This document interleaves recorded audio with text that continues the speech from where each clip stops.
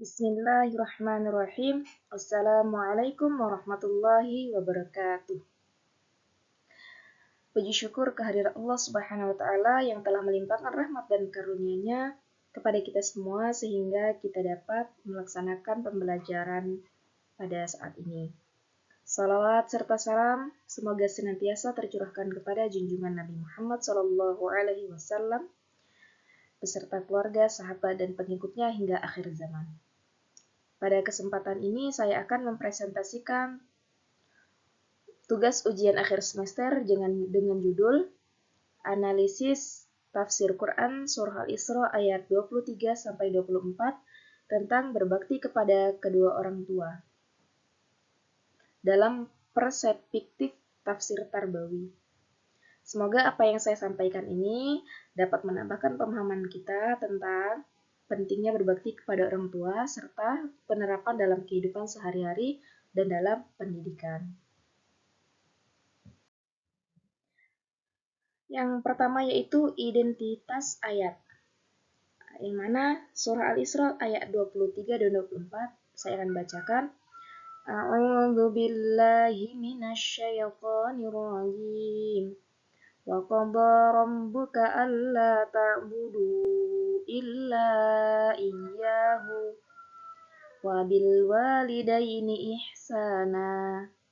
Imma yablughanna 'indakal kibara ahaduhuma aw kilahuma fala taqul lahumā uffin wa la tanharhumā wa qul lahumā qawlan karīmā wakhfid lahumā janāhadh dhulli minar rahmati wa qur rabbirhamhumā kamā rabbayānī shaghīrā. Yang artinya, dan Tuhanmu telah memerintahkan agar kamu jangan menyerah selain Dia dan hendaklah berbuat baik kepada ibu bapa. Jika salah seorang di antara keduanya atau kedua-duanya sampai berusia lanjut dalam pemeliharaanmu, maka janganlah sekali-sekali engkau mengatakan kepada keduanya, dan jangan engkau membentak keduanya, dan ucapkanlah kepada keduanya perkataan yang mulia. Dan rendahkanlah dirimu terhadap keduanya, dan kasih sayang, dan ucapkanlah, Wahai Tuhanku, sayangilah keduanya, sebagaimana mereka berdua telah mendidik aku waktu kecil. Yang kedua yaitu latar belakang dan relevansi ayat. Latar belakangnya yaitu fenomena hari ini banyak anak-anak muda meninggikan suara kepada orang tuanya. Kemudian yang kedua memaki, membentak, mengabaikan. Seperti banyak kita lihat di TikTok atau di Reels. Ada beberapa kasus yang anak membentak atau memukul orang tuanya. Nah, yang ketiga, menitipkan orang tua di panti jompo tanpa perhatian. Jadi mereka tidak sanggup untuk mengurus orang tua.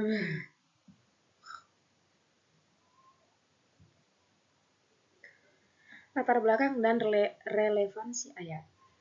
Nah, fenomena hari ini, latar belakang adalah fenomena hari ini banyak ya kita jumpai di dunia nyata maupun di dunia maya seperti TikTok dan selain sebagainya, Facebook dan lain sebagainya, banyak. Di antaranya itu yang pertama, banyak anak meninggikan suara kepada orang tua. Kemudian ada juga banyak anak yang memaki, membentak, mengabaikan.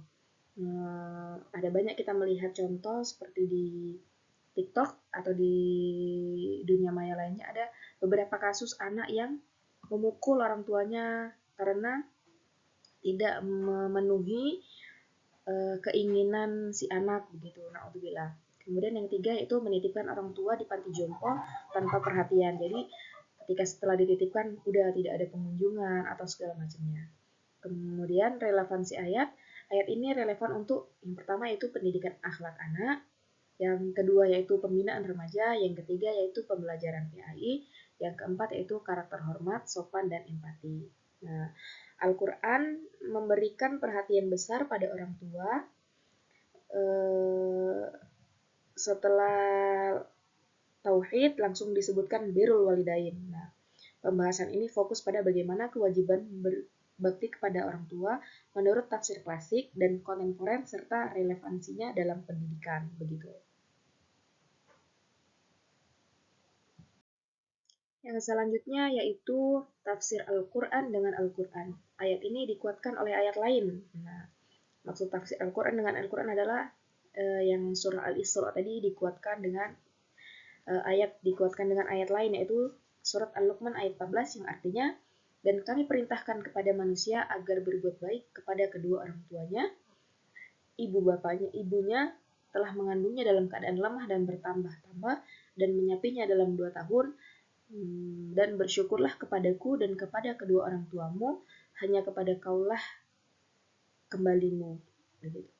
Kemudian dikuatkan lagi dengan surah An-Nisa ayat 36 yang artinya sembahlah Allah dan janganlah kamu mempersekutukannya dengan sesuatu apapun, dan berbuat baiklah kamu kepada orang tua kamu.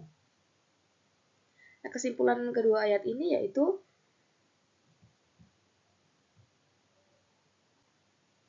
kesimpulan hubungan ayat ini yaitu tauhid birrul walidain tidak bisa dipisahkan. Tauhid dengan birrul walidain itu tidak dapat dipisahkan.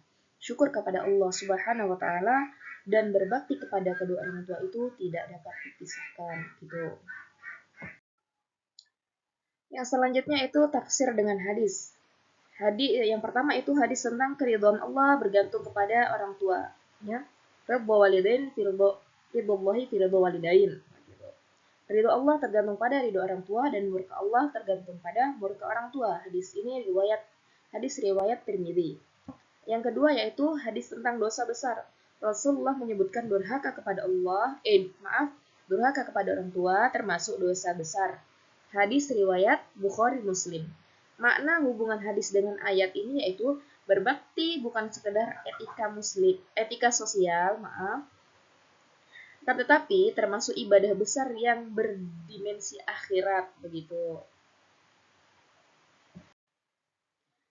Kemudian pendapat musafir klasik dari Ibnu Katsir. Larangan adalah larangan sekecil apapun menyakiti orang tua. Jika kata saja dilarang, apalagi memukul, memaki, mengabaikan. Kemudian dari Al-Qurtubi, kewajiban insan meliputi berkata lembut, memberi nafkah, mendoakan, dan merawat orang tua di masa tua.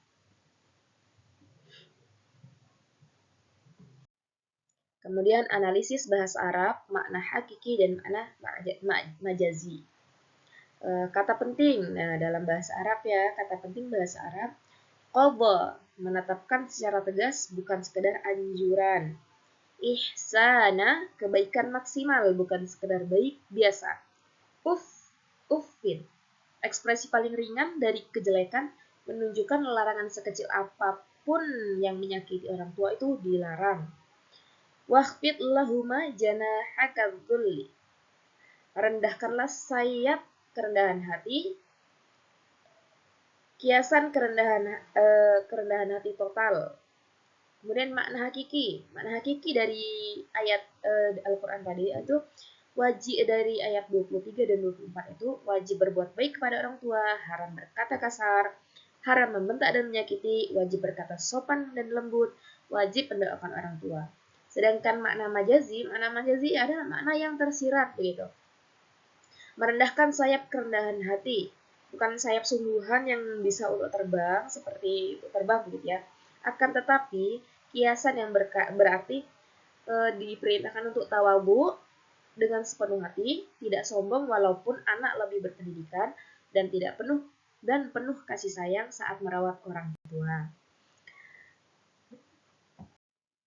Selanjutnya yaitu analisis berdasarkan sumber tafsir. Nah, ada 3 yaitu bil ma'thur atau berdasarkan riwayat, yaitu dengan Al-Quran dengan Al-Quran, Al-Quran dengan hadis, dan athar dengan tabi'in. Kemudian yang kedua yaitu bi ar-ra'yi, yaitu ijtihad akal ulama, kemudian analisis bahasa dan konteks sosial. Yang ketiga yaitu isyari atau tasawuf, jika relevan. Jika relevan. Memahami makna batin, kerendahan hati total anak terhadap orang tua. Ayat ini dominan tafsir bil al-ma'thur ya, diperkuat dengan ra'yi.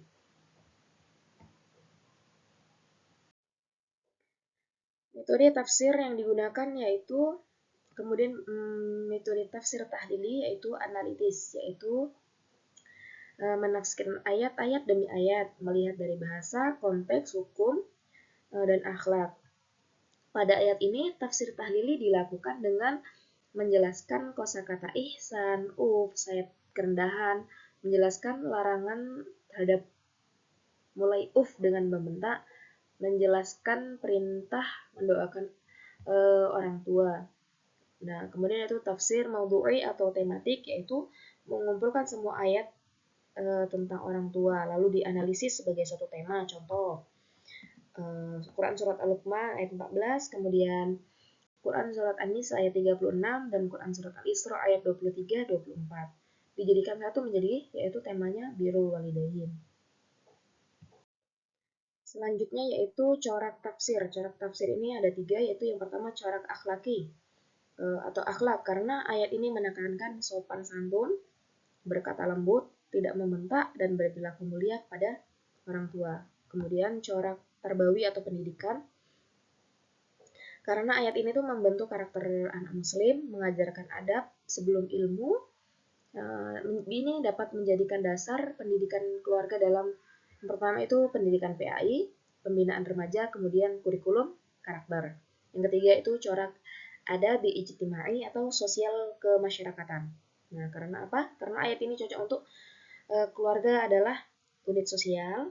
Hubungan orang tua anak menentukan kualitas kita bermasyarakat, begitu. Kemudian kontekstualisasi atau tafsir tarbawi. Implementasi dalam pendidikan itu ada peserta didik. Yang pertama yaitu peserta didik dibiasakan yang pertama berkata sopan, yang kedua tidak membentak orang tua atau guru, yang itu selanjutnya membantu dan merawat orang tua. Yang kedua, guru mengajarkan yang pertama itu adab sebelum ilmu, yang ketiga, yang selanjutnya hormat kepada orang tua dan guru. Kemudian dalam kehidupan modern, yang pertama tetap menjaga adab walau via chat, telepon, ya. Yang kedua tidak menyisihkan orang tua karena karir. Yang ketiga merawat orang tua yang sudah lanjut usia. Selanjutnya yaitu yang terakhir itu kesimpulan. Tafsirnya berbakti kepada orang tua adalah perintah setelah tauhid. Larangan sekecil apapun ucapan menunjukkan besarnya dosa durhaka. Kemudian ayat ini dikuatkan oleh Quran dan hadis. Kemudian tafsirnya mencakup akhlak, pendidikan, dan sosial keluarga. Relevan untuk pendidikan Islam yaitu pembentukan karakter dan budaya hormat, etika anak dan guru. Nah, selanjutnya daftar referensi. Ini saya ada Al-Quran dan terjemahan Kemenak RI, Ibnu Katsir, Tafsir Al-Quran Al-Ajma'i, Al-Ajhim, kemudian Al-Qurtubi Al-Ajma'i, Ahkam Al-Quran, kemudian Fakhruddin Ar-Razi, Mafatih Al-Ghaib, kemudian Quraish Shihab, Tafsir Al-Misbah, kemudian buku akhlak atau tafsir, kemudian artikel jurnal tentang birrul walidain. Demikianlah pemaparan yang dapat saya sampaikan terkait analisis tafsir Quran Surat Al-Isra ayat 23 dan 24 tentang berbakti kepada kedua orang tua. Semoga melalui presentasi singkat ini kita semakin memahami bahwa berbakti kepada orang tua bukan hanya persoalan etika sosial, akan tetapi merupakan perintah Allah Subhanahu wa taala yang posisinya sangat mulia setelah tauhid. Semoga Allah memberikan kekuatan untuk kita untuk selalu menghormati, merawat, dan mendoakan kedua orang tua kita, baik yang masih hidup maupun yang telah wafat. Saya menyadari bahwa dalam penyampaian ini tentu masih banyak kekurangan, oleh karena itu saya sangat mengharapkan saran yang membangun dan kritik. Akhir kata, terima kasih atas perhatiannya Bapak dan semuanya. Assalamualaikum warahmatullahi wabarakatuh. Terima kasih.